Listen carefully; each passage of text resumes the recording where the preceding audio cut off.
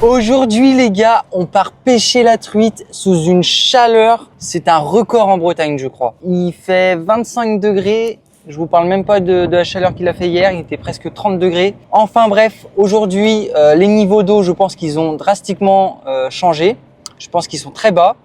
Donc ça peut rassembler les poissons. Et comme c'est pas encore l'ouverture du brochet, eh ben, on retourne pêcher la truite dans mes petites rivières. On va directement sur le spot. On laisse passer les petites voitures parce que on est des citoyens et comme le panneau dit que c'est nous qui n'avons pas la priorité. L'objectif d'aujourd'hui, c'est de se faire kiffer. On va pêcher tranquillement. J'aimerais bien faire une belle truite de 30 plus, ce serait déjà pas mal. Je sais les gars, rigolez pas, 30 c'est de la merde. Si vous pêchez dans des grandes rivières très connues, forcément 30 c'est pas fou. Mais nous en Bretagne, faut s'accrocher à ce qu'on a en fait. Et nos records truites en général, elles font 40, 45 si on a de la chance. Bon, il y a quelques endroits très spécifiques où faut connaître et on peut faire du gros poisson, mais chez nous, en toute honnêteté, c'est voilà, c'est 40, c'est bien. Donc let's go, on y va directement sur le premier spot. Bon les gars, j'espère que vous êtes chauds parce que moi je le suis. Alors, on va se prendre la petite canne, tac, toujours avec ma petite canne là de d'1,60 m. Pour pouvoir pêcher les petits ruisseaux comme on va faire aujourd'hui. Hop, je vais prendre une épuisette, une petite boîte avec des poissons nageurs et des cuillères ondulantes et des tournantes.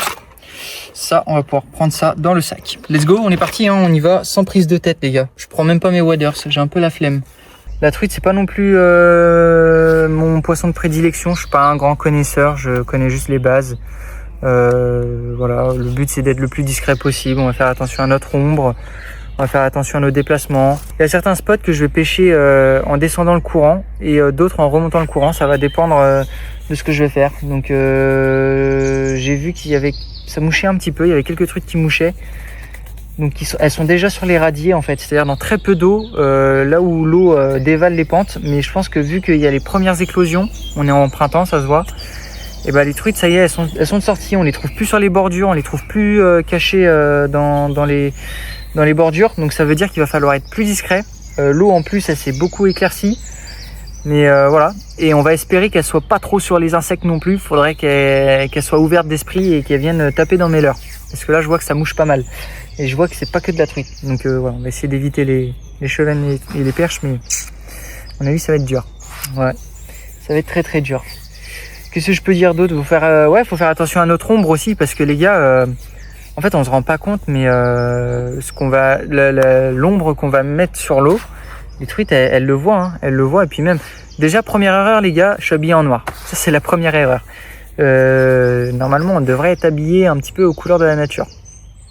C'est vrai. Là-dessus, je veux bien croire parce que on est dans des petits milieux, on est sur des rivières pas larges. En plus, des fois, il y a tellement de densité de végétation qu'on est obligé de s'approcher vraiment au bord.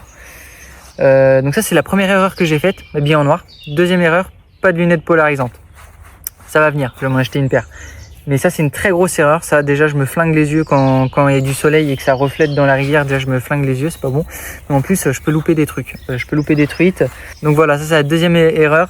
Avoir des lunettes polarisantes, c'est prendre un coup d'avance sur les truites. Donc déjà, je pars mal. Mais bon, je pense qu'il y a une telle densité de poissons dans mes rivières que je peux me le permettre. J'espère que je vais pas décrocher tout ça. Ça m'arrive souvent. Concernant le matériel, les gars, bon, vous allez me voir pêcher avec une petite canne qui doit faire 1,60 m. Je sais plus exactement combien elle fait. C'est une canne que je me suis montée moi-même en fait, avec mes goûts, parce que je voulais une canne qui soit adaptée à ma morphologie, puis une canne qui me plaise aussi esthétiquement, pardon. Donc pour garder le côté truite, j'ai mis une petite poignée en liège. Donc la poignée en liège, vous voyez, elle arrive à la moitié de mon avant-bras à peu près. Ce qui fait que je peux c'est très maniable en fait. Je peux vraiment passer, faire des petits lancers sous la canne, des petits lancers en cloche. Ça me permet aussi de pouvoir bien passer dans la végétation. Parce que des fois, il y a juste mon sillon qui passe entre deux branches. Et voilà, faut que ce soit très maniable. Il faut pas que la poignée en fait, le butt C'est ce qu'on appelle le butt en fait, le talon de la canne, là, le petit morceau que vous voyez là, c'est le butt. Faudrait pas que le butt se prenne dans les ronces ou les choses comme ça, parce que ça me mettrait en colère, ça me met hors de moi. Donc voilà, donc petite canne, 1m63 comme ça me permet de bien passer dans tous les petits milieux comme ça. Poignée en liège, voilà, sobre et épuré. Un petit porte-moulinet en bois, toujours. Un peu coloris bronze, on va dire. Puis j'ai fait des petites ligatures en beige. J'aime bien le beige, donc voilà. Je fais des petites ligatures comme ça en beige. Dessus, j'ai mis un petit moulinet de chez Daiwa. Donc un basique, un Silver Creek. En taille 2000. Petit moulinet, mais un bon ratio. Avoir un bon ratio, c'est quand même bien, c'est parce que ça me permet d'avoir une grande récupération et de faire nager mes leurres quand je pêche en amont, là, quand mes leurres dévalent la pente, dévalent le courant, pour qu'ils puissent se mettre en action très rapidement. Je suis obligé d'avoir une grosse récupération. Je pêche systématiquement en nylon, en petit milieu. Petit milieu, pourquoi ? Parce que déjà on est sur des petits poissons et au ferrage j'ai pas envie d'abîmer ces poissons, donc la tresse on garde de l'élasticité, c'est très élastique, donc ça permet de bien de bien anticiper les coups de tête des truites et de pas les abîmer. Deuxième chose, ça permet d'être plus discret dans l'eau, même si je sais que quand vous allez pêcher avec de la tresse, vous allez mettre un bas de ligne en fluorocarbone en fait. Ce qui va se passer, c'est que par exemple, si je vois une roche qui m'intéresse avec un contre-courant derrière, là où potentiellement il peut avoir une truite de postée, ce que je vais faire, c'est que je vais lancer beaucoup plus loin. Je vais pas lancer sur le caillou si vous voulez, parce que ça va faire le bruit du leurre qui va tomber dans l'eau va faire peur à la truite. Donc je vais lancer beaucoup plus loin. Donc c'est-à-dire qu'en fait, si vous avez de la tresse, si vous lancez plus loin, qu'est-ce qui va se passer ? La truite elle va voir votre tresse avant de voir arriver votre leurre. Donc bon, pour les superstitieux, ça peut être un manque de discrétion. Moi je pense aussi que c'est un manque de discrétion. Alors qu'en pêchant full nylon, vous pouvez passer sur le spot avec votre nylon, la truite ne verra rien. Bon allez les gars, let's go, on est parti.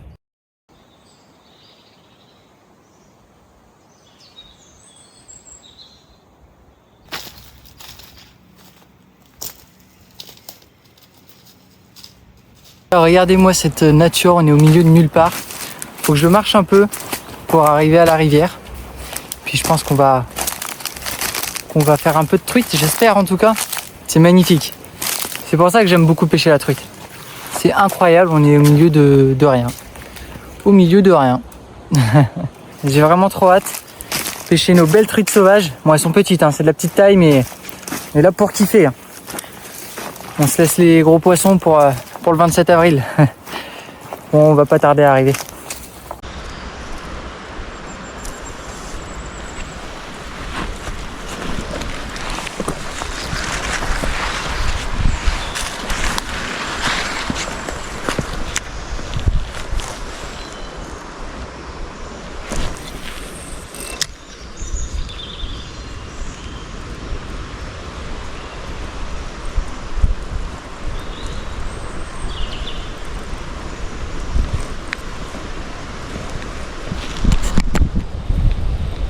Poisson. C'est un chevenne. Pas de bol.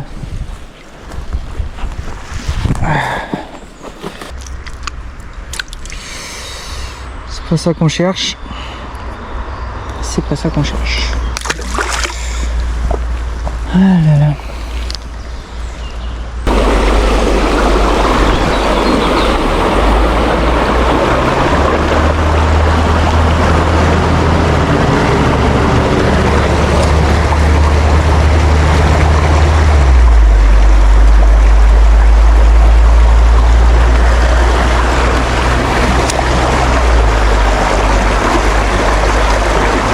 J'ai remonté un peu à la rivière, il y a beaucoup de poissons blancs.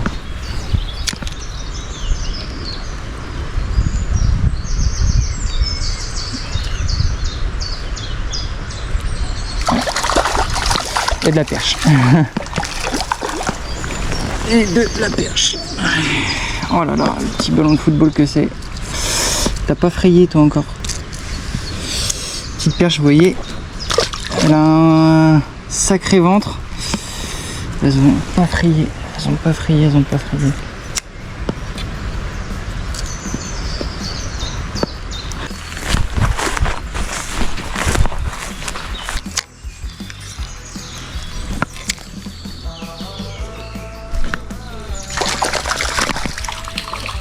Hop là, la première.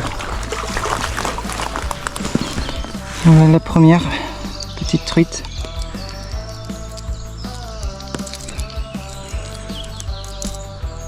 Piquez juste sur le bord. Hop, voilà.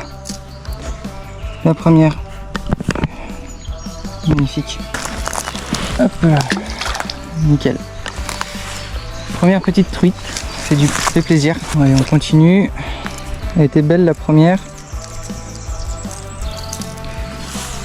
On va continuer avec une Tiryuki. J'aime bien l'argenté. Je sais qu'il y en a beaucoup qui vont dire oh ouais si doré. Je pourrais mettre une dorée, mais je sais pas, je l'aime bien. Tiryuki comme ça, il nage bien. J'ai le même en doré. J'ai le même en doré, mais je sais pas si la couleur c'est le premier truc à choisir quand on pêche la truite. Je pense plutôt que c'est une question de discrétion, de lancer, de veine d'eau, de tout ça. Ah ouais, l'eau elle a vachement baissé.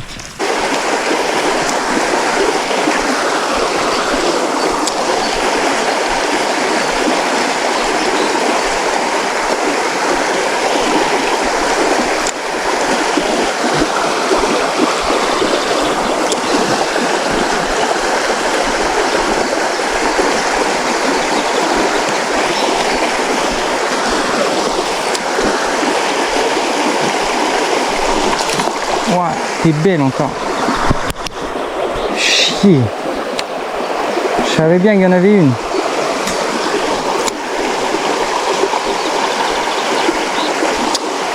Elle était jolie celle-là.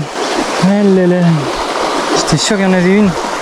J'ai vraiment peigné toutes mes veines d'eau là. Et en fait elle était sous les racines, juste en face. Je l'aurais plus vue à gauche, mais non, apparemment elle était postée là derrière. Dommage.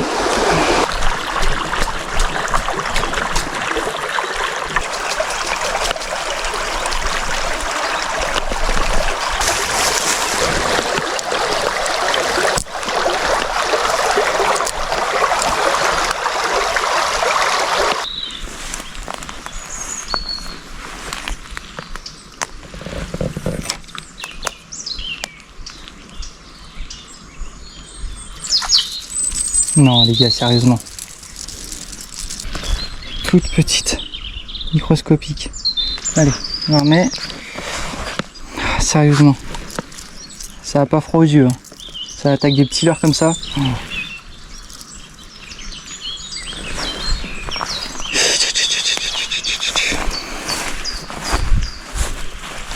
J'imagine même pas une truite de 30 ce que ça peut bouffer.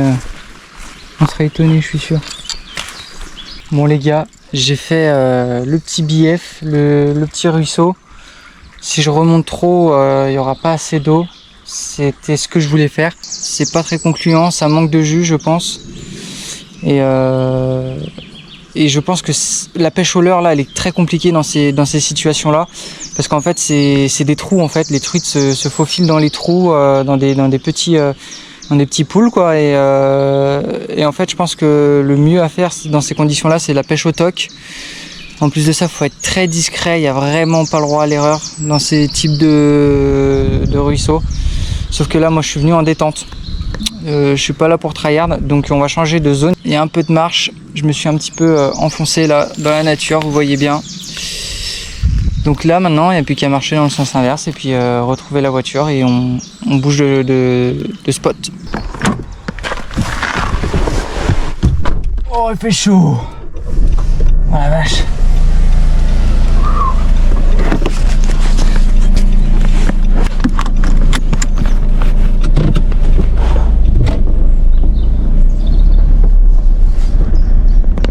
Allez on dégage.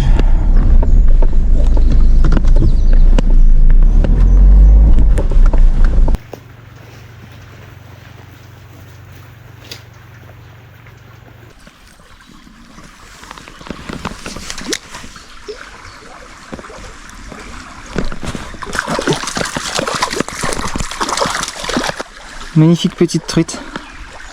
Alors la chérie doit faire 20 à peine. Allez. Parfait.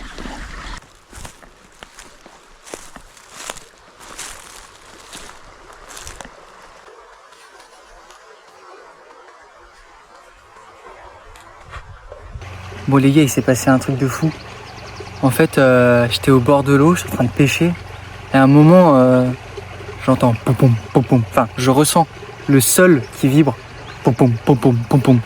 C'est quoi ce bordel? Je regarde derrière moi parce qu'il y a un champ de vaches avec des vaches. Et c'est pas, je vois 2-3 biches.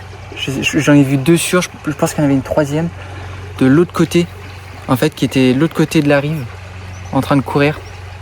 Et ça m'a pris par surprise, j'ai pas réussi à les filmer, je suis deg. Et après, ils se sont arrêtés un peu plus loin. Et du coup, je me suis dit, tiens, je vais essayer de les filmer. C'est trop malin, ça. C'est trop malin. J'ai pas réussi. Elles m'ont tout de suite repéré et pas moyen de les filmer. Et c'est magnifique. Franchement, il fait beau, il fait un peu de poisson, c'est cool. C'est vraiment cool.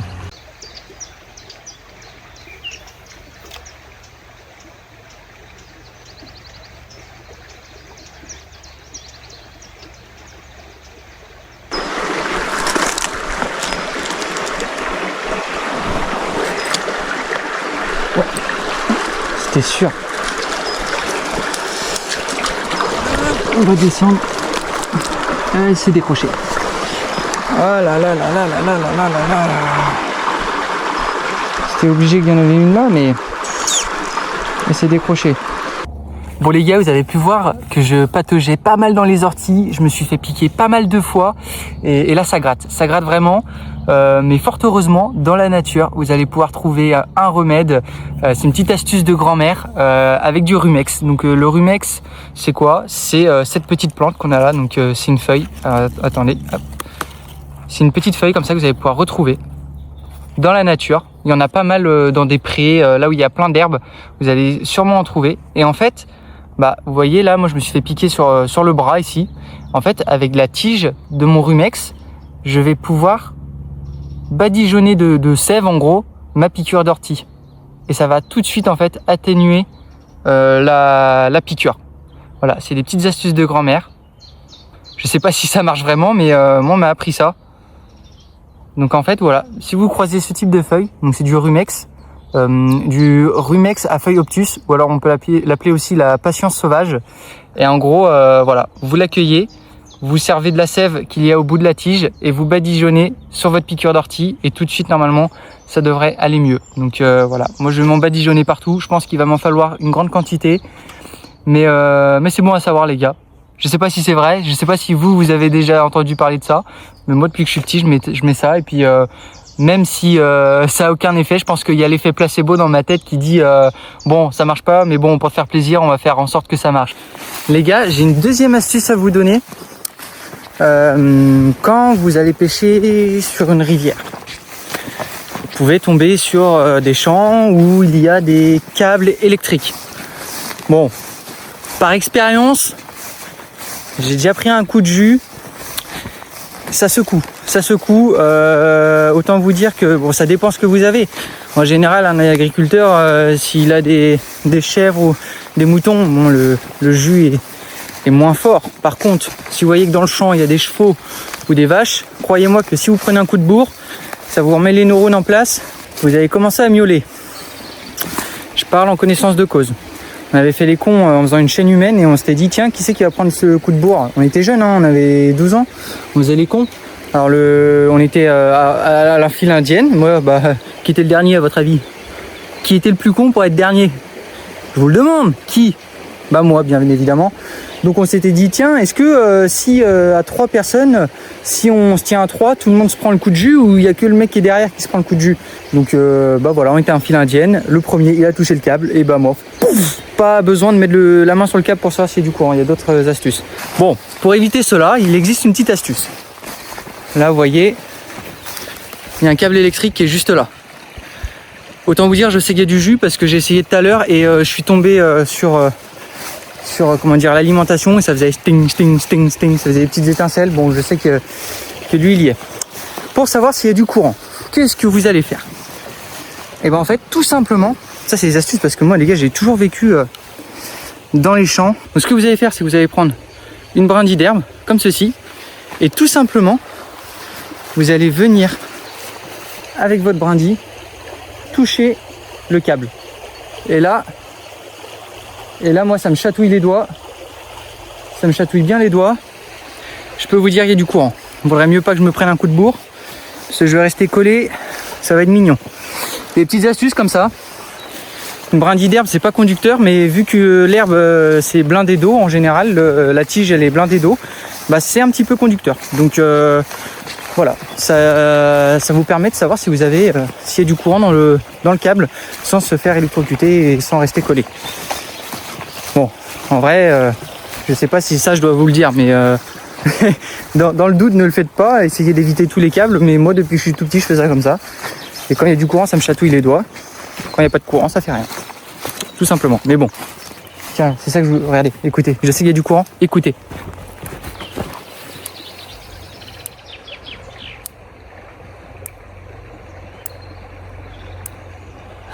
Ça va piquer si je touche ça, hein. Ça va piquer. Bon, faut que je vous dise quand même, quand vous voulez tester une clôture électrique avec une brindille d'herbe, forcément ça fonctionne que si la brindille d'herbe elle est fraîche, donc tôt le matin, avec la rosée du matin, des choses comme ça. Ce qui fait qu'en fait on arrive à sentir, à être chatouillé par le courant grâce à la brindille d'herbe, c'est parce que justement il y a de l'eau à l'intérieur. Donc si vous faites ça en plein été, tout ça, c'est pas très fiable.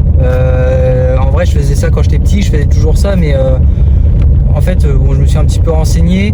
C'est parce qu'à l'époque, c'est comme ça qu'on nous avait appris, c'était la campagne, tout ça. Mais en réalité, c'est pas fiable et c'est pas très fiable. Voilà. Donc, moi je le fais. J'ai des amis qui le font. Voilà.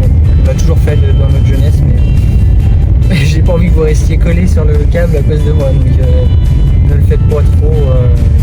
Je sais pas trop quoi en penser de cette technique. Ça fonctionne vraiment dans des conditions bien précises.